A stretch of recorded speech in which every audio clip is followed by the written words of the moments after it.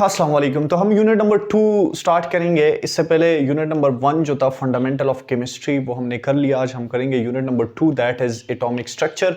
तो atomic structure के बहुत ही की और इम्पॉर्टेंट कंसेप्ट को हमने यहाँ पे क्लियर करना है। इसके अंदर आज की वीडियो में जो टॉपिक हम कवर कर रहे हैं उसमें एटॉमिक स्ट्रक्चर है। उसमें सबसे पहले आपके पास इंट्रोडक्शन है। इंट्रोडक्शन के बाद सेकंड नंबर पे हमारे पास जो हम कवर करेंगे वो डाल्टन एटॉमिक थ्योरी है, और तीसरे नंबर पे इसके बाद डिस्कवरी ऑफ कैथोड रेज है, फिर कैनाल रेज है, और लास्ट में रदरफोर्ड एटॉमिक मॉडल है। तो आज की वीडियो में हमने इस टॉपिक को इन टॉपिक्स को क्लियर करना है। अच्छा, इसमें सबसे पहले देखें जो एटॉमिक स्ट्रक्चर है, एटॉमिक स्ट्रक्चर में हम बात करते हैं सबसे पहले एटम की। तो ये जो एटम है ये आपके पास एक ग्रीक वर्ड एटमोस से निकला है। एटम किससे निकला है? एक ग्रीक वर्ड एटमोस से निकला है। और ये जो एटमोस है, इस एटमोस का मतलब है इनडिविजिबल। एटमोस का मतलब क्या है? इनडिविजिबल। ठीक है, इनडिविजिबल। इनडिविजिबल का मतलब है नाकाबिले तकसीम। उन्होंने जिस टाइम एटम डिस्कवर हुआ तो उन्होंने कहा कि एटम जो है इसका नाम ही इस बेस पे रख दिया कि ये इनडिविजिबल है, इसके अंदर मजीद ये डिवाइड नहीं हो सकता या इसके अंदर मजीद कोई पार्टिकल्स मौजूद नहीं है। तो इसी इनडिविजिबल नेचर के बेस पे इसका नाम रखा गया एटम। तो atom is derived from Atmos which mean indivisible. ये जो एटम के इनडिविजिबल नेचर का कंसेप्ट है, ये आपके पास जो डेमोक्रेटस था 400 बीसी में, ठीक है, ये कंसेप्ट दिया। तो एटम की डिस्कवरी जो है ये ग्रीक और इंडियन फिलॉसफर की वजह से, ग्रीक एंड इंडियन फिलॉसफर की वजह से है, जो कि 400 बीसी के अंदर एटम को डिस्कवर किया गया और इसका नाम ही इस बेस पे रखा गया कि ये इनडिविजिबल है। और इन्होंने ये कहा कि जो मैटर है, ये मैटर के अंदर स्मॉलेस्ट पार्टिकल्स होते हैं, स्मॉलेस्ट इनडिविजिबल पार्टिकल होते हैं, और उस स्मॉलेस्ट इनडिविजिबल पार्टिकल को हम एटम कहते हैं। स्मॉलेस्ट इनडिविजिबल पार्टिकल है, और इस स्मॉलेस्ट इनडिविजिबल पार्टिकल को हम क्या कहते हैं? इसको हम कहते हैं एटम। ठीक है, तो atom is smallest indivisible particle of matter.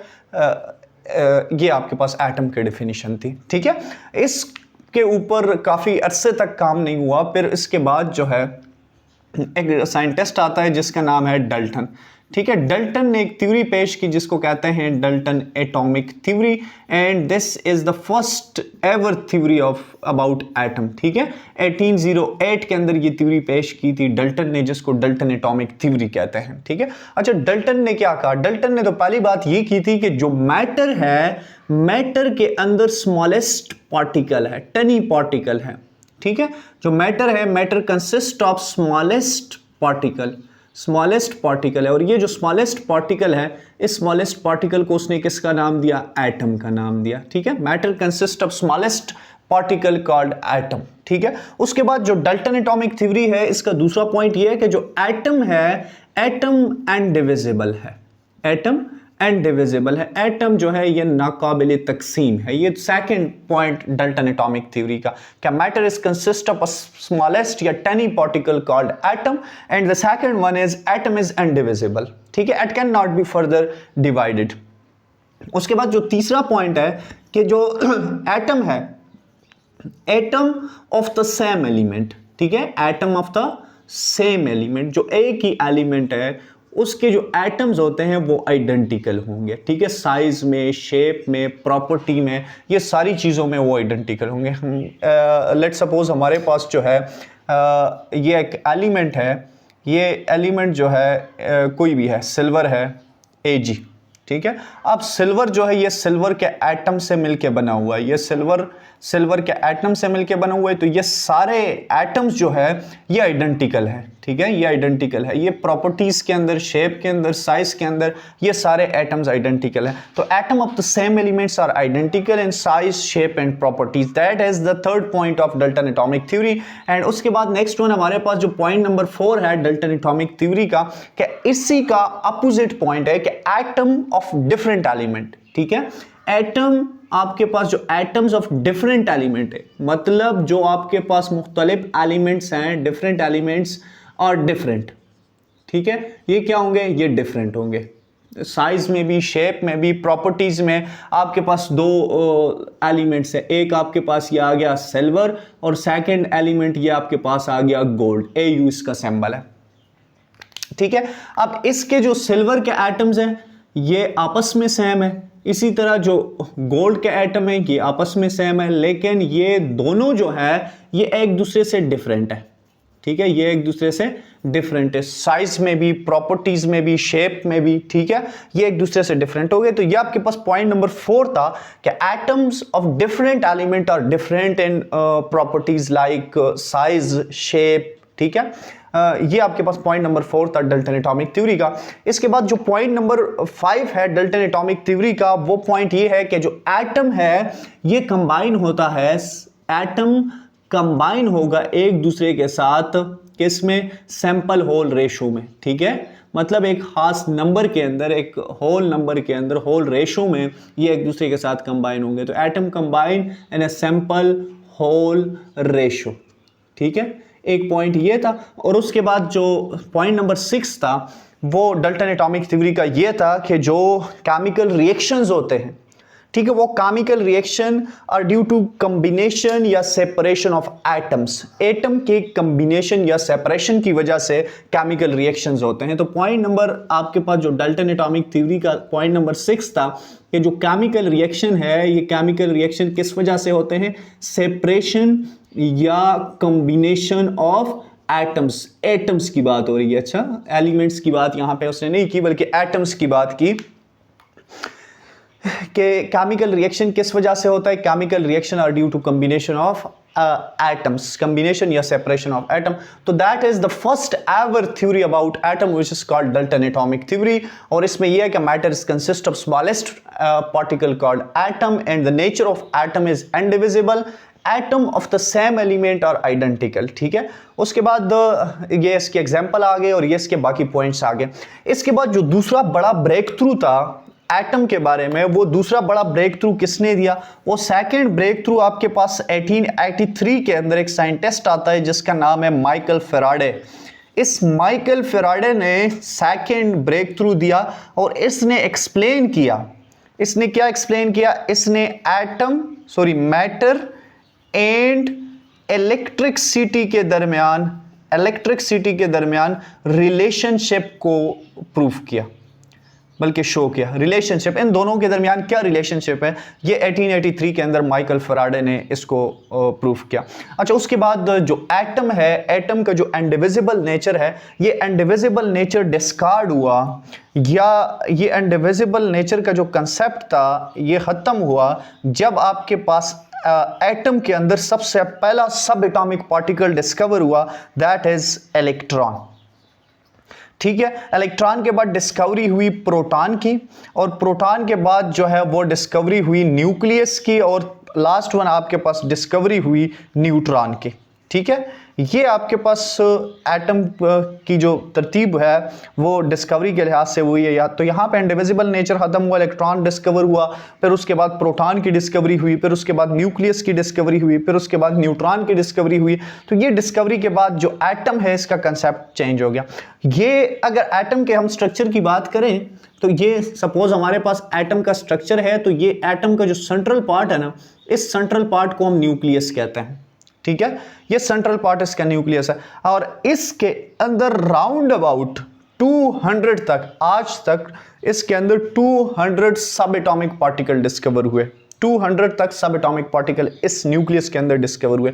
उस सब एटॉमिक पार्टिकल्स में से 200 में से जो इलेक्ट्रॉन, प्रोटॉन और न्यूट्रॉन है, इसको फंडामेंटल पार्टिकल्स कहते हैं, ठीक है। ये इलेक्ट्रॉन, प्रोटॉन और न्यूट्रॉन फंडामेंटल पार्टिकल्स है, या इसको एलिमेंट्री पार्टिकल भी कहते हैं।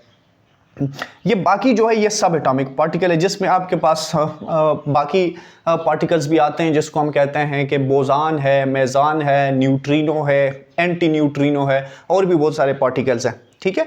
लेकिन फंडामेंटल सिर्फ 3 पार्टिकल्स हैं जिसको हम इलेक्ट्रॉन, प्रोटॉन और न्यूट्रॉन कहते हैं। तो ये आपके पास इसकी इंट्रोडक्शन रही और डाल्टन एटॉमिक थ्योरी रही। अब इसमें सबसे पहली चीज जो एटम के अंदर डिस्कवर हुई वो आपके पास थी डिस्कवरी ऑफ कैथोड रेस, ठीक है। अभी हमने डिस्कस करना है डिस्कवरी ऑफ कैथोड रेज, फिर कैनाल रेज और फिर रदरफोर्ड एटॉमिक मॉडल। तो ये बहुत इंपॉर्टेंट इसलिए है कि ये इसके क्वेश्चंस आते हैं पेपर के अंदर, ठीक है। तो आपने इसको क्लियर करना है कि डिस्कवरी ऑफ कैथोड रेज है या जो दूसरा है इसके अंदर कौन कौन से ऐसे इंपॉर्टेंट पॉइंट्स हैं। तो ये हमारा टॉपिक है आज का, डिस्कवरी ऑफ कैथोड रेज। अच्छा, major breakthrough, discovery of cathode rays, cathode rays या इसको कहते हैं डिस्चार्ज ट्यूब एक्सपेरिमेंट, ठीक है। डिस्चार्ज ट्यूब एक्सपेरिमेंट, या हम इसको कह सकते हैं discovery of electron. That is very important topic, ठीक है। डिस्कवरी ऑफ कैथोड रेज, तो डिस्कवरी ऑफ कैथोड रेज का जो क्रेडिट जाता है स्टार्ट में, ये आपके पास जूलियस प्लकर, ये एक साइंटिस्ट है। इस जूलियस प्लकर ने एक डिस्चार्ज ट्यूब बनाया, ठीक है। एक डिस्चार्ज ट्यूब के अंदर इसने एक्सपेरिमेंट किया, और एक्सपेरिमेंट इसने किस बेस पे किया? Conduction of electricity, conduction of electricity through gases, conduction of electricity through gases, through gases, ठीक है। इसके लिए ये इलेक्ट्रिसिटी को कंडक्ट कर रहा था गैसेस से, तो इसके लिए इसने क्या किया? इसके लिए इसने एक डिस्चार्ज ट्यूब बनाया। मिसाल के तौर पे ये एक डिस्चार्ज ट्यूब है।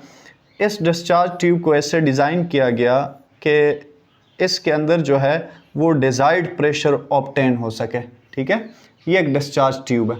अच्छा, इस डिस्चार्ज ट्यूब के अंदर क्या किया गया? इस डिस्चार्ज ट्यूब के अंदर जो है वो दो इलेक्ट्रोड सेट किए गए, ठीक है। मिसाल के तौर पे ये एक इलेक्ट्रोड है, इसको हम कहते हैं एनोड, और ये दूसरा इलेक्ट्रोड है जिसको हम कहते हैं कैथोड, ठीक है। कैथोड के ऊपर ये नेगेटिव और एनोड के ऊपर ये पॉजिटिव चार्ज है, और इसको कनेक्ट किया गया, ठीक है, इलेक्ट्रिसिटी सोर्स से। ये इसमें दो इलेक्ट्रोड्स थे इसके अंदर। उसके बाद उसने प्रेशर को यहाँ पे जो है रिड्यूस किया, और प्रेशर को उसने रिड्यूस किया by vacuum pump, by vacuum pump. ये जो डिस्चार्ज ट्यूब है ये राउंड अबाउट 50 सेंटीमीटर है इन लेंथ में, और इसके अंदर ये दो इलेक्ट्रोड्स हैं, एक एनोड है इसके अंदर और एक इसके अंदर कैथोड है। And discharge tube, it is called discharge tube because इसके अंदर हम अपने डिजायर्ड प्रेशर को ऑब्टेन कर सकते हैं। जो प्रेशर हम चाहते हैं उस प्रेशर को हम ऑब्टेन कर सकते हैं, और उस प्रेशर को हम रिड्यूस कर सकते हैं थ्रू वैक्यूम पंप, ठीक है। वैक्यूम पंप किसके लिए है? मतलब वैक्यूम पंप आपके पास है to obtain desire pressure, to obtain desired pressure, to obtain desired pressure। अपनी मर्जी का प्रेशर ऑब्टेन करने के लिए हम वैक्यूम पंप को यूज करते हैं, और यहां से जो प्रेशर है उसको इवैक्यूएट कर सकते हैं और प्रेशर को रिड्यूस करते हैं, ठीक है। अच्छा, 50 सेंटीमीटर इसके अंदर ये इसकी लेंथ है, और ये जो डिस्चार्ज ट्यूब है ये हार्ड ग्लास से बना हुआ है, ठीक है, made of hard glass. Hard glass का डिस्चार्ज ट्यूब जो कि 50 सेंटीमीटर एंड लेंथ है, और इसके अंदर दो इलेक्ट्रोड है, एक इसके अंदर एनोड है, एक इसके अंदर कैथोड है, ठीक है। सबसे पहले तो इसके अंदर से जो एयर है उसको रिमूव किया गया, इसका जो प्रेशर है उस प्रेशर को बिल्कुल रिड्यूस किया गया। जो प्रेशर था वो प्रेशर स्टार्ट में तो वो प्रेशर 0.1 टॉर्क के ऊपर प्रेशर को लेके आए, और जो वोल्टेज था वोल्टेज इसके ऊपर इन्होंने अप्लाई किया 5000 वोल्ट का, लेकिन यहाँ पे भी कुछ नहीं बना। फिर उन्होंने प्रेशर को मजीद रिड्यूस किया। जब प्रेशर को उन्होंने मजीद रिड्यूस किया और प्रेशर को वो लेके आ गए 0.01 टॉर्क के ऊपर, ठीक है। प्रेशर जो है वो 0.01 टॉर्क के ऊपर आ गया, और जो वोल्टेज था वो वोल्टेज बहुत ही high volt, that is 10,000 volt के ऊपर लेके आ गए। तो उन्होंने एक कुछ लुमिनियस ग्लो देखा, वो ये था कि कुछ जो रेज हैं वो रेज यहाँ से एनोड की तरफ से कुछ रेज जो है ये प्रोड्यूस हो रही है, और ये रेज जो है ये किस कैथोड की तरफ से, सॉरी, ये रेज किस साइड पे जा रही है? ये रेज जो है ये एनोड की साइड पे जा रही है, ठीक है। ये जो रेज है ये कब प्रोड्यूस हुई? ये रेज प्रोड्यूस हुई at very low pressure. Low pressure का मतलब है 0.01 टॉर्क के ऊपर ये प्रोड्यूस हुई, इतने कम प्रेशर के ऊपर, एंड 10,000 वोल्ट के ऊपर, 10,000 वाट के ऊपर, high voltage and low, very low pressure के ऊपर कुछ रेज जो है ये कैथोड से ट्रेवल कर रही थी, मूव कर रही थी टुवर्ड एनोड, ठीक है, टुवर्ड एनोड। ये यहां से आ रही है, ठीक है, और एनोड की तरफ आ रही है। तो इन ये जो रेज है, इन रेस को इन्होंने किसका नाम दिया? इन रेस को इन्होंने नाम दिया कैथोड रेस, ठीक है। इसको कैथोड रेस का नाम इसलिए दिया कि ये कैथोड से प्रोड्यूस होके एनोड की तरफ आ रही है, ठीक है, क्योंकि ये ओरिजिनेट ही कैथोड से हो रही है, इसलिए इसको नाम दिया कैथोड रेस का, ठीक है। पर जब बाद में उन्होंने ये एक्सपेरिमेंट किया तो ये देखा कि ये जो कैथोड रेस की नेचर है, नेचर ऑफ कैथोड रेस, ये इंडिपेंडेंट होती है। नेचर ऑफ कैथोड रेस, जब मुख्तलिफ गैसेस को चेक किया गया तो उन्होंने ये देखा कि ये जो कैथोड रेस की नेचर है ये इंडिपेंडेंट होती है। पहली बात किसके ऊपर? नेचर ऑफ गैसेस के ऊपर, नेचर ऑफ गैसेस के ऊपर। आप कोई भी गैस यूज करेंगे, इसके अंदर कोई भी गैस आप यूज करेंगे तो जो कैथोड रे प्रोड्यूस हो रही है वो सेम होगी, ठीक है, नेचर ऑफ गैस के ऊपर डिपेंड नहीं करती। ये बात आपने ज़हन में रखना है, एमसीक्यूज के लिए कंसेप्ट ये आपने क्लियर करना है, ठीक है। कैथोड रेस जो है ये इंडिपेंडेंट होती है नेचर ऑफ गैसेस के ऊपर। अच्छा, सेकंड नंबर पे जो कैथोड रेस है ये इंडिपेंडेंट होती है नेचर ऑफ इलेक्ट्रोड के ऊपर, ठीक है, नेचर ऑफ इलेक्ट्रोड के ऊपर। मतलब आप इलेक्ट्रोड किसका भी यूज करें, कॉपर का यूज करते हैं, सिल्वर का यूज करते हैं, जो भी आप इलेक्ट्रोड यूज करते हैं, प्लाटिनियम का यूज करते हैं, जो कैथोड रेस है ये प्रोड्यूस होगी, ठीक है, ये चेंज नहीं होगी, ये उसके ऊपर डिपेंड नहीं करती। तो नेचर ऑफ कैथोड रेस जो ये इंडिपेंडेंट होती है, ठीक है, एक नेचर ऑफ गैसेस के ऊपर और दूसरा नेचर ऑफ इलेक्ट्रोड के ऊपर। हाँ, ये जिसकी जो प्रोडक्शन है ये डिपेंड करती है प्रेशर के ऊपर, वोल्टेज के ऊपर, टेम्परेचर के ऊपर। ये बात भी आपने ध्यान में रखनी है कि इसकी जो प्रोडक्शन है ये डिपेंडेंट होती है किसके ऊपर? प्रेशर के ऊपर, ठीक है, और साथ में ये डिपेंड करती है वोल्टेज के ऊपर, ठीक है, और साथ में ये डिपेंड करती है टेम्परेचर के ऊपर। और ये इंडिपेंडेंट किसके ऊपर होती है? नेचर ऑफ गैसेस के ऊपर होती है और नेचर ऑफ इलेक्ट्रोड के ऊपर ये इंडिपेंडेंट होती है। तो ये आपके पास, अच्छा, इसकी कुछ प्रॉपर्टीज कैथोड रेस की, वो प्रॉपर्टीज इसकी क्या, ये तो जूलियस प्लकर ने इस एक्सपेरिमेंट को परफॉर्म किया।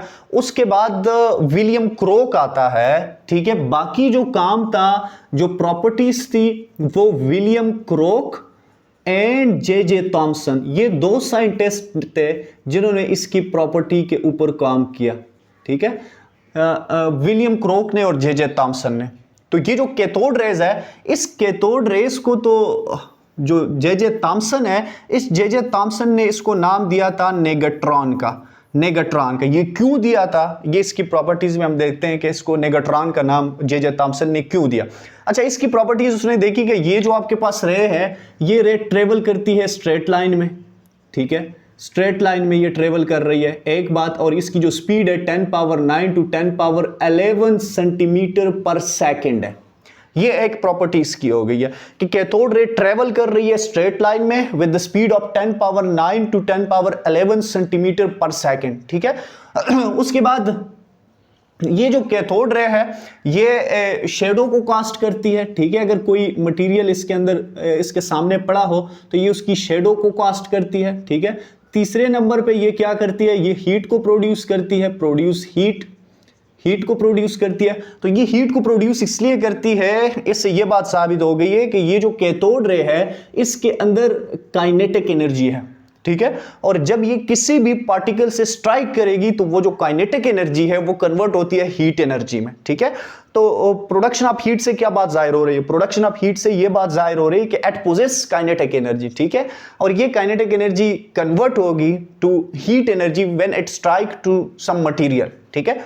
उसके बाद फोर्थ नंबर पे क्या करती है कि ये रोटेट करती है व्हील, पेन को अगर कोई व्हील हो तो ये उसको क्या करेगी? रोटेट करेगी। इसका मतलब क्या हुआ कि इसके अंदर एनर्जी है, ठीक है, जो कि यूज हो रही है इसको रोटेट करने के लिए। उसके बाद फिफ्थ प्रॉपर्टी क्या है कि it is deflected by electric and magnetic field, ठीक है, इलेक्ट्रिक एंड मैग्नेटिक फील्ड। जो इलेक्ट्रिक और मैग्नेटिक फील्ड है वो इसको क्या करता है? वो इसको डिफ्लेक्ट करता है। इलेक्ट्रिक और मैग्नेटिक फील्ड जो है ये इसको डिफ्लेक्ट कर रहा है, ठीक है, ये प्रॉपर्टी नंबर 5 हो गई है। उसके बाद प्रॉपर्टी नंबर 6 है कि ये जो कैथोड रे है ये आयोनाइजेशन ऑफ गैसेस को काज करती है। आयोनाइजेशन ऑफ गैसेस, अगर गैसेस से आप इसको पास करेंगे तो वो जो गैसेस है ये उसको आयोनाइज करती है। आयोनाइजेशन ऑफ गैसेस से इसको ये आयोनाइजेशन ऑफ गैसेस काज करती है। अच्छा, अब जब उसको देखा गया कि जब इसको इलेक्ट्रिक फील्ड से पास किया जाता है तो ये इलेक्ट्रिक फील्ड से पास करने पे ये जो कैथोड रेज है ये बेंड होती है टूवर्ड नेगेटिव प्लेट, ठीक है, toward negative plate, sorry toward positive plate, toward positive plate, क्योंकि आपको पता है इलेक्ट्रिक फील्ड के अंदर पॉजिटिव नेगेटिव प्लेट्स हैं, एनोड और कैथोड है। तो जब इसको पास किया जाता है इलेक्ट्रिक फील्ड से तो ये बेंड करती है टुवर्ड एनोड। इसका मतलब है कि इसके ऊपर नेगेटिव चार्ज है, तो इसी नेगेटिव चार्ज के बेस के ऊपर इसको नाम दिया नेगेट्रॉन का, ठीक है, negatron. It is called negatron by J Thomson and this negatron was converted या change into electron by Stoney. ये जो नेगेट्रॉन है, इस नेगेट्रॉन के नाम को इलेक्ट्रॉन में किसने चेंज किया? इलेक्ट्रॉन में इसको चेंज किया स्टोनी ने। ये एक साइंटिस्ट था जिसने इलेक्ट्रॉन को इलेक्ट्रॉन का नाम दिया। इससे पहले जे थॉमसन ने इसको नेगेट्रॉन का नाम दिया, बाकी साइंटिस्ट ने इसको कैथोड रेस का नाम दिया। तीनों की रीजन है। कैथोड रेस क्यों कहा जाता है? क्योंकि ये ओरिजिनेट होती है फ्रॉम कैथोड, ठीक है। नेगेट्रॉन क्योंकि इसके ऊपर नेगेटिव चार्ज था। अच्छा, इलेक्ट्रॉन बाय जे स्टोनी, इसको इलेक्ट्रॉन का नाम दिया। अच्छा, फिर जे थॉमसन का बड़ा इसमें रोल है। जे थॉमसन ने क्या किया? जे थॉमसन ने इसकी चार्ज टू मास रेशो को फाइंड किया, ठीक है। तो ये जो इलेक्ट्रॉन है इसकी चार्ज टू मास रेशो जो है आपके पास E डिवाइडेड बाई m जो है ये कितनी है? 1.7588 into 10 raised to power 11 coulomb per KG. यहाँ पे बच्चे पूछते हैं कि सर यहाँ पे तो बुक के अंदर 10 पावर 8 लिखा हुआ है, तो आपके पास अगर वैल्यू जो है वो किलोग्राम में हो तो फिर केजी हो यहाँ पे, तो फिर केजी के साथ हम क्या लिखते हैं? 10 पावर 11 होगा। या इसके आपके पास चार्ज टू मास रेशो होती है 1.7588 into 10 raised to power 8 coulomb per gram, ठीक है। अगर ग्राम में है तो फिर 10 पावर 8 है, ठीक है। अगर आपके पास किलोग्राम में है तो फिर 10 पावर 11 है। यूनिट इसके साथ क्या लगाना है? कूलम पर केजी, क्योंकि चार्ज टू मास रेशो है तो चार्ज की यूनिट आपके पास कूलम आती है C, और मास आपके पास ग्राम या किलोग्राम में हम इसकी यूनिट है। तो ये कूलम पर केजी इसकी यूनिट लगाएंगे। अगर केजी लगाएंगे तो फिर आपके पास 10 पावर 11 है, क्योंकि आपको पता है कि एक जो केजी है इसके अंदर क्या होता है? 1000 ग्राम है, इसको हम 10 पावर 3 लिखते हैं, ठीक है। क्लियर हो गई है ये बात? तो ये आपके पास किस में होगा? ये आपके पास अगर किलोग्राम में है तो फिर 10 पावर 11 कूलम पर केजी, अगर ग्राम में है तो ये 10 पावर 8 कूलम पर ग्राम होगा। ये इसकी चार्ज टू मास रेशो है। अच्छा, ये जो चार्ज टू मास रेशो है जे थॉमसन ने ये भी प्रूफ किया कि ये जो चार्ज टू मास रेशो है ये भी इंडिपेंडेंट होती है, ठीक है। इलेक्ट्रॉन की चार्ज टू मास रेशो ये भी इंडिपेंडेंट होती है किसके ऊपर? नेचर ऑफ गैसेस के ऊपर और नेचर ऑफ इलेक्ट्रोड के ऊपर। चार्ज टू मास रेशो भी डिपेंड नहीं करती, ठीक है। ये भी इंडिपेंडेंट होती है नेचर ऑफ गैसेस और नेचर ऑफ इलेक्ट्रोड्स के ऊपर। तो ये तो यहां तक बात आ गई है चार्ज टू मास रेशो की। डिस्चार्ज ट्यूब एक्सपेरिमेंट आ गया, ठीक है। अब नेक्स्ट हम यहां पे बात करते हैं इसी डिस्कवरी ऑफ कैथोड रेज में हम बात करते हैं इसके चार्ज की, ठीक है, कि इलेक्ट्रॉन के ऊपर चार्ज क्या है, चार्ज को किसने प्रूफ किया, ठीक है, चार्ज को किसने डिटरमाइन किया। तो आपके जहन में चार्ज को डिटरमाइन करने के लिए एक ही नाम आता होगा, वो नाम आपके पास है रॉबर्ट मैलिकन का, ठीक है, जिसने चार्ज ऑन इलेक्ट्रॉन को डिटरमाइन किया। अच्छा, तो इलेक्ट्रॉन का चार्ज किसने डिटरमाइन किया और कितना होता है? तो चार्ज ऑफ इलेक्ट्रॉन आपके पास जो डिटरमाइन किया वो था रॉबर्ट R.A. मैलिकन ने, ठीक है। R.A. मैलिकन ने चार्ज ऑन इलेक्ट्रॉन को डिटरमाइन किया और उसका जो फेमस एक्सपेरिमेंट है वो है ऑयल ड्रॉप एक्सपेरिमेंट, ठीक है। उसने आयल ड्रॉप को जो है दो इलेक्ट्रोड्स के दरमियान उसको ऑब्जर्व किया और उसके ऊपर इस चार्ज को डिटरमाइन किया। तो charge on electron was determined by Robert Millikan, ठीक है, बाय आयल ड्रॉप एक्सपेरिमेंट। और उसने ये देखा कि ये जो चार्ज ऑन इलेक्ट्रॉन है ये आपके पास कितना है, it carries -1.6022 into 10 raised to power -19 coulomb. ये इलेक्ट्रॉन के ऊपर चार्ज होगा, ठीक है, and it carry negative charge. So यहां पे इसके चार्ज से पहले हम माइनस लगाएंगे, बहुत ही ये लो चार्ज है, -19 कूलम है। अच्छा, फिर चार्ज के बाद अगर इसके बात आती है इसकी मैस की, तो चार्ज मैस हम इसका कैसे फाइंड करते हैं? मैस हम इसका फाइंड करते हैं इसके चार्ज से divided by charge to mass ratio से।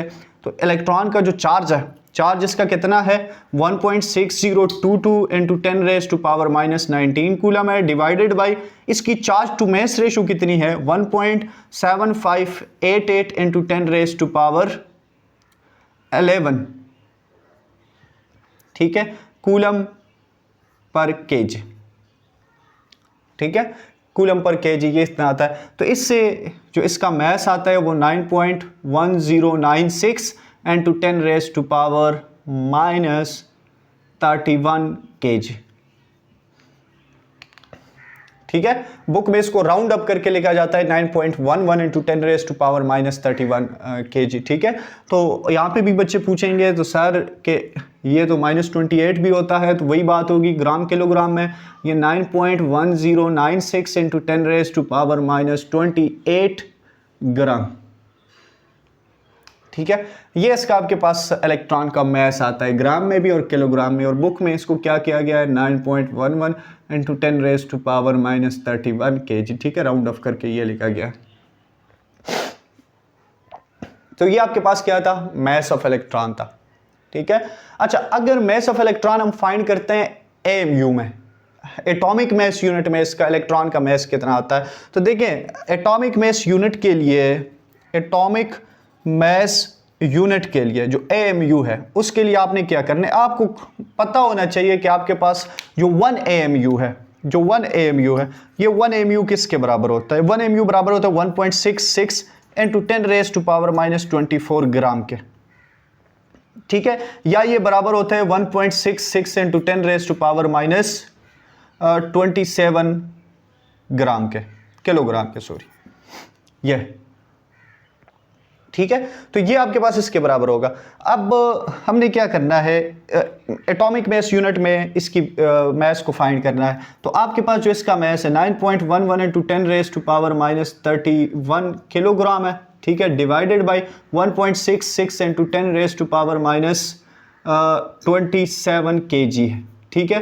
तो ये जब हम इसको डिवाइड करेंगे तो ये आपके पास आएगा 5.48 into 10 raised to power -4, और ये बराबर हो जाएगा 0.000548 एटॉमिक मैस यूनिट के। ये जो -4 है इसको हमने ख़त्म कर दिया, यहाँ पे ये जो डॉट है ये डेसिमल है, ये यहाँ पे 4 इनसे इस साइड पे आ गया, -4 ख़त्म हो गया। तो ये आपके पास एटॉमिक मैस यूनिट में इलेक्ट्रॉन का जो मैस है वो कितना है 0.000548 एटॉमिक मैस यूनिट है। तो ये यहाँ तक बात थी इलेक्ट्रॉन की, ठीक है, कि इलेक्ट्रॉन का जो मैस है वो ग्राम या किलोग्राम में कितना है, एटॉमिक मैस यूनिट में कैसे कितना है, किस तरह हमने फाइंड किया। तो ये जो एटॉमिक मैस यूनिट है इसके लिए आपने 1 AMU की वैल्यू ज़हन में रखनी है कि आपके पास 1 एटॉमिक मैस यूनिट की वैल्यू कितनी है। तो जब आपके पास ये आएगी तो ऑटोमेटिकली आपके पास जो है ये आ जाएगी, ठीक है। अब जब ये सारा काम हो गया, जब ये सारा काम हो गया, डिस्कवरी हो गई है, चार्ज फाइंड किया गया, मैस को फाइंड कर दिया गया ग्राम में, किलोग्राम में या एटॉमिक मैस यूनिट में, तो साइंटिस्ट जो है वो नेचुरली ये एक्सपेक्ट कर रहे थे कि एटम तो है ये एज अ होल न्यूट्रल होता है, ठीक है, atom as a whole neutral होता है, तो फिर इसके अंदर जो है कोई दूसरी भी ऐसी एंटिटी होनी चाहिए जो कि इस नेगेटिव चार्ज को न्यूट्रलाइज करे। तो उसके बाद साइंटिस्ट ने जब काम शुरू किया तो सेकंड नंबर पे हमारे पास एक केनाल रे एक्सपेरिमेंट है या डिस्कवरी है, ठीक है, डिस्कवरी है, केनाल रे डिस्कवरी है, ठीक है। तो discovery of canal rays scientist J Thomson sorry इसमें से जो कैनाल रेस की डिस्कवरी है इसका क्रेडिट जाता है गोल्डस्टेन को, ठीक है। और 1886 में ये डिस्कवरी कैनाल रेस की हुई, जो कि गोल्डस्टेन ने इसको डिस्कवर किया गया। अब कैनाल रेस में क्या हुआ, कैनाल रेस में उन्होंने सेम डिस्चार्ज ट्यूब लिया, लेकिन थोड़ी सी इसमें मॉडिफिकेशन की है। ये सेम डिस्चार्ज ट्यूब लिया, इसमें जो एनोड है ये एनोड इस तरह लिया, लेकिन जो कैथोड है ये कैथोड जो है ये परफोरेटेड लिया गया। इलेक्ट्रोड उसी तरह लिए गए। ये जो परफोरेशन है, छोटे छोटे सुराख मैं इसमें ड्रा कर रहा हूँ, तो ये हमारे पास 2 इलेक्ट्रोड इस डिस्चार्ज ट्यूब में भी थे, इसके अंदर भी वैक्यूम पंप लगा हुआ था, ठीक है। ये एनोड है, एनोड के ऊपर पॉजिटिव चार्ज है, एनोड इलेक्ट्रोड है, और ये हमारे पास जो है ये कैथोड है। तो इस दफ़ा क्या किया गया, इस दफ़ा जो कैथोड है इसको परफोरेटेड लिया गया, ठीक है। परफोरेटेड का मतलब है कि उसके अंदर छोटे छोटे सुराख है। और यहाँ पे भी at low pressure and high voltage, ये सारी चीज़ें जब अप्लाई की तो वो तो ऑलरेडी ये जानते थे कि कुछ रेडिएशंस जो है वो कैथोड से तो वैसे भी कुछ रेडिएशन प्रोड्यूस होकर एनोड की तरफ आ रही थी, जिसको उन्होंने क्या नाम दिया था, जिसको उन्होंने नाम दिया था कैथोड रेस का। उसने कहा कि एट सेम टाइम जो एनोड है, इस एनोड से भी रेडिएशन जो है ये होके कैथोड की तरफ जा रही है, और कैथोड के तरफ जाके इस परफोरेशन से पास होके यहाँ पे जो जिंक सल्फाइड लगा हुआ है उस पर वो ग्लो प्रोड्यूस कर रही है, फ्लोरिसेंट प्रोड्यूस कर रही है, ठीक है, फ्लोरिसेंट प्रोड्यूस कर रही है। तो ये परफोरेशन जो है इससे पास होके वो यहाँ पे स्ट्राइक करके कुछ परफोरेशन प्रोड्यूस कर रही है, तो इसको इन्होंने नाम दिया कैनाल रेस का, ठीक है। ये कैनाल रेज है जो कि या एनोड रेज भी इसको कहते हैं, ठीक है, जो कि एनोड से प्रोड्यूस होकर कैथोड की तरफ जा रही है, और कैथोड के उस परफोरेशन से पास होकर पीछे जो जिंक सल्फाइड की स्क्रीन है उसके साथ टकरा के ये ग्लो को प्रोड्यूस करती है, फ्लोरिसेंट को प्रोड्यूस करती है। तो इसको किसका नाम दिया, कैनाल रेस का, क्योंकि ये कैनाल से पास हो रही थी, कैनाल रेस कैनाल से पास हो रही थी। जो परपोरेशन थी, जो छोटे छोटे सुराख थे, उनसे ये पास होके पीछे जिंक सल्फाइड की स्क्रीन के साथ टकरा रही थी, तो इसलिए इसको क्या नाम दिया, इसको नाम दिया कैनाल रेस का, ठीक है। तो ये आपके पास जो डिस्कवरी थी प्रोटॉन की, ये तकरीबन यही है। फिर इसके अगर चार्ज टू मास रेशो की बात की जाए, जो चार्ज टू मास रेशो है, ठीक है, चार्ज टू मास रेशो, अच्छा इसकी नेचर की अगर हम बात करें, प्रॉपर्टीज़ तो तकरीबन ये उसी तरह है, थोड़ा सा इसमें डिफरेंस होगा। नेचर की हम बात करें तो ये जो नेचर है ये डिपेंडेंट होती है, अच्छा नेचर जो है ये डिपेंड करती है, dependent on nature of gas. Cathode rays की जो नेचर है ये डिपेंड करती है नेचर ऑफ गैस के ऊपर। गैस को अगर आप चेंज करेंगे तो ये जो कैनाल रेज है इसकी नेचर चेंज हो जाएगी, ठीक है। उसके बाद इसके अगर चार्ज टू मास रेशो की बात की जाए तो ये जो चार्ज टू मास रेशो है ये लो है, लोअर देन इलेक्ट्रॉन है, लोअर देन इलेक्ट्रॉन। इलेक्ट्रॉन से इसकी चार्ज टू मास रेशो कम है। ये इसकी चार्ज टू मास रेशो है 9.54 into 10 raise to power 4 coulomb per kg, coulomb per gram, ठीक है। ये आपके पास कैथोड रे, ये एनोड रे था, ठीक है, 5796, सॉरी ये जो, अच्छा जो चार्ज टू मास रेशो है, जो चार्ज टू मास रेशो है वो क्या है 9.574 इंटू 10 रेज टू पावर 4, ठीक है, ये इसकी चार्ज टू मास रेशो है। और ये जो चार्ज टू मास रेशो है ये इलेक्ट्रॉन से कम है, ठीक है, इलेक्ट्रॉन से ये चार्ज टू मास रेशो इसकी कम है। तो ये क्यों कम है, इसकी वजह यह है कि या तो इसका मास ज़्यादा होगा या चार्ज कम होगा, ठीक है, या मास ज़्यादा होगा या चार्ज जो है ये कम होगा। तो दोनों बातें हैं कि इसकी चार्ज टू मास रेशो इसीलिए कम है कि इसका जो मास है वो मास ग्रेटर होता है इलेक्ट्रॉन के मास से, ठीक है। तो इसकी चार्ज टू मास रेशो जो है वो कम होती है इलेक्ट्रॉन से, ये बात आ गई है। अच्छा अगर इसके चार्ज की बात की जाए तो चार्ज, इसका चार्ज ऑन इलेक्ट्रॉन जो है वो कितना है 1.6022, सेम है 10 पावर माइनस 19 कूलम है, ठीक है। इसके साथ प्लस का साइन होगा क्योंकि ये इसके ऊपर प्लस चार्ज है तो ये इतना चार्ज होगा। अगर हम इसके मैस की बात करें, ठीक है, तो ये मैस कैसे फाइंड किया गया? मैस को फाइंड करने के लिए जो चार्ज है 10 power -19 plus 9.579 into 10 raise to power 4, ये इससे हमारे पास जो चार्ज मैस आता है वो आता है 1.6726 into 10 raise to power -27 kg, ठीक है। किलोग्राम में ये इतना होगा, ग्राम में -24 ग्राम होगा, ठीक है। अगर आपने इसका एटॉमिक मास फाइंड करना है एटॉमिक मास यूनिट में, तो फिर आपको पता है कि हमारे पास जो 1 mu है वो 1 mu किसके बराबर होते हैं? 1.66 इंटू 10 पावर -24 के।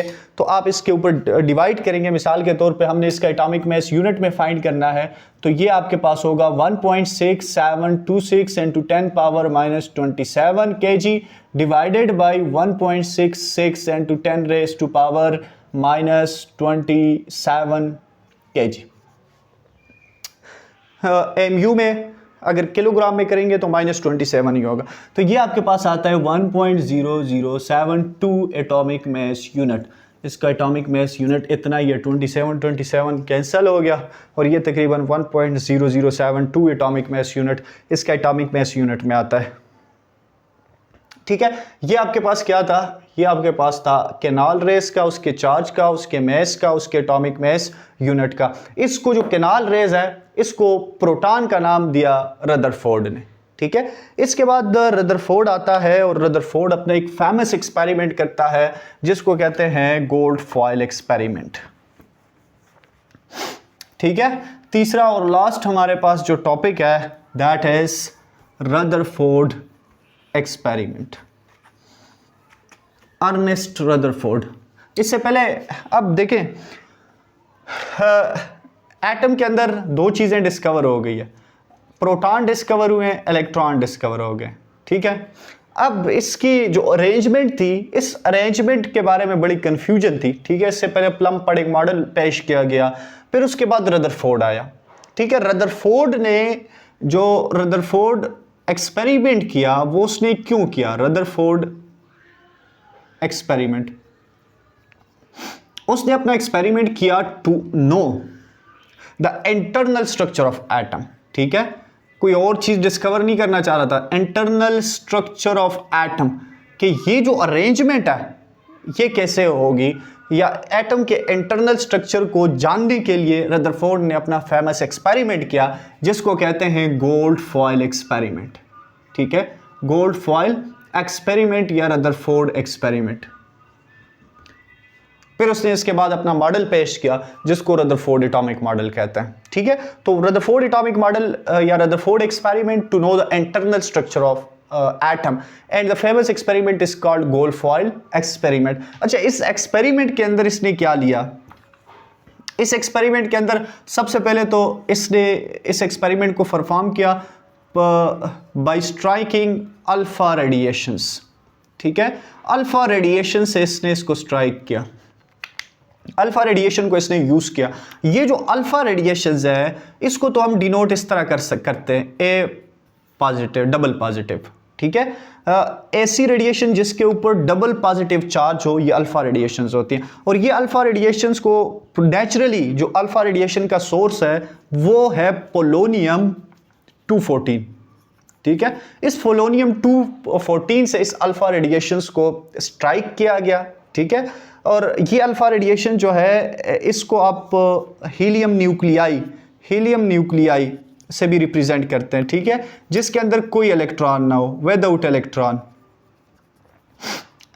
मिसाल के तौर पे आपके पास ये है ना हीलियम, इसका एटॉमिक नंबर 2, एटॉमिक मास 4 है, तो आप इसके क्या करेंगे, इससे इलेक्ट्रॉन को उड़ा देते हैं, ये +2 इलेक्ट्रॉन। अब ये अल्फा रेडिएशन है, ठीक है। इसको इससे ही कंसिडर करते हैं, इससे ही शो करते हैं अल्फा रेडिएशन को।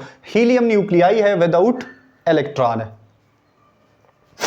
अच्छा, तो एक तो आपके पास अल्फा रेडिएशंस थी और उसने अल्फा रेडिएशन के लिए नेचुरल सोर्स को यूज किया पोलोनियम 214 को। ये ऐसा नेचुरल एलिमेंट है जिससे अल्फा रेडिएशन निकलती है, रेडियो एक्टिव एलिमेंट है। सेकंड नंबर पे उसने अपने उसके अंदर एक्सपेरिमेंट के अंदर लेड बॉक्स को यूज किया, इस जिसके अंदर पोलोनियम को रखा, और ये जो लेड बॉक्स था ये था टू फोकस द रेडिएशन, ठीक है, ये रेडिएशन जो है ये फोकस रहे एक खास पॉइंट के ऊपर। उसके बाद तीसरे नंबर पे जो गोल्ड फॉयल उसने यूज़ किया गोल्ड का, ये जो गोल्ड फॉयल है ये किस लिए यूज़ किया कि ये ज़्यादा मेलेबल और डक्टाइल है, ठीक है, इसको ईजिली हैमर्ड कर सकते हैं, इसकी शेप को चेंज कर सकते हैं, ईजिली हैमर्ड, ठीक है। और ये जो गोल्ड फॉयल रदरफोर्ड ने यूज़ की थी, वो जो गोल्ड फॉयल थी उसकी आपके पास जो थिकनेस है ये 0.00004 सेंटीमीटर थी, ठीक है, 0 पॉइंट उसके बाद 4 0 लगा के फिर 4 सेंटीमीटर, ये उसकी थिकनेस थी। और लास्ट वन इसके पास था जिंक सल्फाइड की स्क्रीन है, स्क्रीन यूज़ की और उसको कोट किया जिंक सल्फाइड से। जिंक सल्फाइड को इसलिए यूज़ किया कि इसके ऊपर अगर कोई रेडिएशन फॉल करती है तो वो जो है वो फ्लोरेसेंस प्रोड्यूस करती है, जो रोशनी है, जो चमक है उसको प्रोड्यूस करती है, इसलिए जिंक सल्फाइड की स्क्रीन को इसने यूज़ किया। तो मिसाल के अगर हम ये डायग्रामेटिकली छोटा सा इसको रिप्रेजेंट कर दें, ठीक है, तो ये पोलोनियम है, इस पोलोनियम से ये अल्फ़ा रेडिएशंस को स्ट्राइक कर रहा है, ठीक है, और ये अल्फ़ा रेडिएशन स्ट्राइक हो रही है गोल्ड फॉयल के ऊपर, ठीक है, और ये गोल्ड फॉयल से पीछे उसने जिंक सल्फाइड की स्क्रीन लगा दी है, ठीक है। अच्छा, ये लेड बॉक्स आ गया, ये लेड बॉक्स है, ये इसमें पोलोनियम है, ठीक है, पोलोनियम मेटल आ गया। अच्छा, ये रेडिएशंस हैं, ये गोल्ड फॉयल है और ये स्क्रीन है जो जिंक सल्फाइड से कोटेड है। अच्छा, उसने राउंड अबाउट तकरीबन 20,000 रेडिएशन को उसने स्ट्राइक किया इस गोल्ड फॉयल के ऊपर। अब जो 20,000 रेडिएशन है उसमें ज़्यादातर most of the alpha radiation round about 19,990 most of the alpha radiation pass directly इस गोल्ड फॉयल से। मोस्ट ज़्यादातर जो अल्फा रेडिएशन है वो डायरेक्टली पास हो गई है, ठीक है। उसमें से कुछ रेडिएशन जो है ये स्मॉलर एंगल के ऊपर डिफ्लेक्ट हो गई है, मतलब ये गोल्ड फॉयल के ऊपर लग के ये डिफ्लेक्ट हो गई है कुछ रेडिएशंस। कुछ का मतलब है कि आप ये देख लें कि राउंड अबाउट जो 8 रेडिएशंस है वो डिफ्लेक्ट हो गई है, और सिर्फ एक 2 रेडिएशंस, वेरी फ्यू 2 रेडिएशंस जो है ये बाउंस बैक हो गई है, बाउंस बैक हो गई है। उसने जो ऑब्जर्वेशन की वो ऑब्जर्वेशन ये थी कि most of the alpha radiations जो है ये इस गोल्ड फॉयल से डायरेक्टली पास होकर इस जिंक सल्फाइड की स्क्रीन पे जा लगी है, और जो बहुत थोड़ी रेडिएशंस है वो एक स्मॉलर एंगल के ऊपर डिफ्लेक्ट हो गई है, और वेरी फ्यू मतलब 2 रेडिएशंस बाउंस बैक हो गई है, 180 डिग्री के ऊपर वो रिफ्लेक्ट हो गई है, ठीक है। ये उसकी ऑब्जर्वेशन थी। फिर ऑब्जर्वेशन के बाद जब उसने ये देखा तो उसने अपना एक कंक्लूजन दिया, एक मॉडल पेश किया जिसको रदरफोर्ड एटॉमिक मॉडल कहते हैं। सबसे पहला पॉइंट इसका रदरफोर्ड एटॉमिक मॉडल का ये है कि जब उसने देखा कि रेडिएशन लग रही है और लग के वापस आ गई है, ठीक है, तो उसने ये कहा कि एटम के सेंटर पोर्शन में, एटम के सेंटर में, atom consist of positive central portion, positive central portion. ये उसने क्यों कहा? क्योंकि अल्फा रेडिएशन भी पॉजिटिव है, तो पॉजिटिव के साथ टकरा के वो क्या होती है? डिफ्लेक्ट होती है, रिपल्शन होती है। Atom consist of positive central portion, और ये जो पॉजिटिव सेंट्रल पोर्शन है इसको रदरफोर्ड ने नाम दिया न्यूक्लियस का। तो nucleus was discovered by Rutherford, discovery of nucleus भी आप इसको कहते हैं। Atom consist of positive central portion called nucleus, ठीक है। उसके बाद पॉइंट नंबर 2 जो है वो जो न्यूक्लियस के बारे में था कि size of nucleus is very small, size of nucleus is very small, size of nucleus is very small as compare to atom, very small. ये जो साइज ऑफ न्यूक्लियस के बारे में इसने फिर प्रिडिक्शन की कि ये 10⁻⁻14 मीटर से कम होगा, 10⁻⁻14 मीटर से कम होगा, ठीक है। Size of nucleus is very small.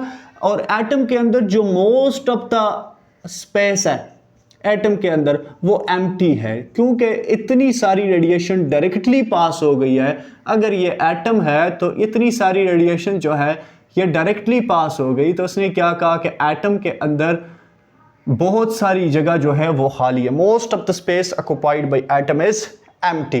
तीसरे नंबर पे न्यूक्लियस का ही पॉइंट है कि जो मैस एंड एनर्जी है इसका रिस्पॉन्सिबल भी न्यूक्लियस है। Nucleus is responsible for the mass and energy of an atom. ठीक है, ये इसके 3 पॉइंट्स हो गए। Point number 4 Rutherford atomic model का कि एटम जो है ये न्यूट्रल है। Atom is neutral because number of electron is equal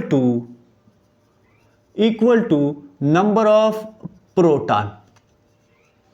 ठीक है, इलेक्ट्रॉन और प्रोटॉन की तादाद क्या है, बराबर है। Number of electron is equal to number of proton. और इसका लास्ट पॉइंट आ गया, ये पॉइंट हम पहले भी कर सकते हैं, मतलब तरतीब से कि इलेक्ट्रॉन जो है ये रिवॉल्व करता है, revolve around the nucleus just like solar system.